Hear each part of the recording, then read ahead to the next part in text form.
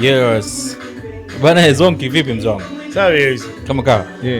Bana jana nasikia Ureno wamechana mkeka jana. Hatari. Poleni sana bana. Hiyo Kongo alibadilika. Ile dakika 30 za mwishoni ile. Sasa. Hivi mwanangu ukisikia ngoma kama hiyo unakumbuka nini? Sio hiyo nyimbo za zamani zilikuwa zina maadili. Kuna nyimbo za saizi maadili hamna. Huwezi ukaa na wazazi wako ukasikiliza nyimbo. Au mtoto mdogo akakaa na hivyo akasikiliza. Watoto wadogo saizi wana capture sana. Hazina maadili kabisa.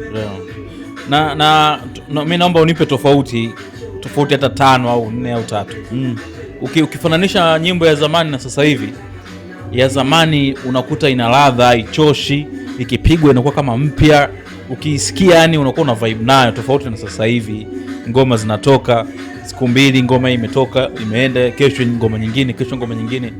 Nini hapa kinafanyika au wapi tunakosea? Yani zamani teknolojia ilikuwa ni chini sana. Mtu akitoa nyimbo aweza kama miaka 2 akaja akatoa. Lakini kwa sasa hizi imeshakuwa ni studio ni nyingi, yani watu wamekuwa very updated. Kwa hiyo mtu anaweza kukaa siku moja tu ama hata nusu saa akatoa nyimbo yake.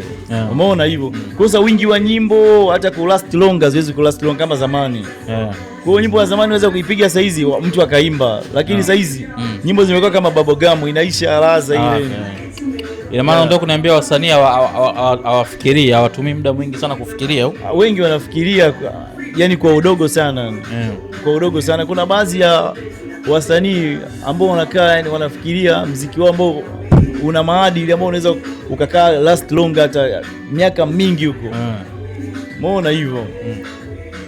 Kuna msanii mmoja mkubwa sana nishawahi kumsikia anasema kwamba sasa hivi watu wanaenda na vibe tu, na ndio maana unakuta kutengeneza nyimbo yani ni dakika 0 tu, akiwa na vibe zake nini, anaingia studio anatoa ngoma, tofauti na zamani mnapangiwa session, njoo kesho ni siku yako, kesho ni hivi. Lakini sasa hivi aliniambia kwamba ni vibe tu, yani mtu unaingia tu muda wote.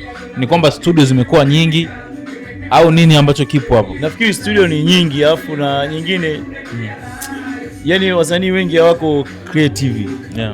Yani hawako creative. Yani creativity yao ni ndogo sana. Umeona? Yani wanafikiria kidogo sana, wafikiri kwa mbali zaidi. Yani lazima wafuasi waangalie mbele, maana huu muziki utaupeleka hadi wapi. Kwa mfano muziki wa mapiano. Sawa? Mtu anaweza kuchukua hata kikombe kwa kigonga ikatoka nyimbo. Umeona hiyo ita last long hamna. Noma sana. Nitajie wasanii 3 ambao wakipiga live yani ni noma sana, wanaua. Live? Live ni wengi sana. Nitajie 3 tu. Mimi nampenda sana Kasimu Mganga. Kasimu Mganga anapiga sana live. Wa pili Christian Bella. Wa tatu Bushoke. Ni kuongezea na wawili wa mwisho. Huwezi kuniongezea, hao watakuwa ni wa kwako. Umeona bwana Alikiba. Sawa bwana, nashukuru sana kwa time yako Zonky bwana. Kwa Zonky tumepiga story kuhusu old na new school of you. Asante sana.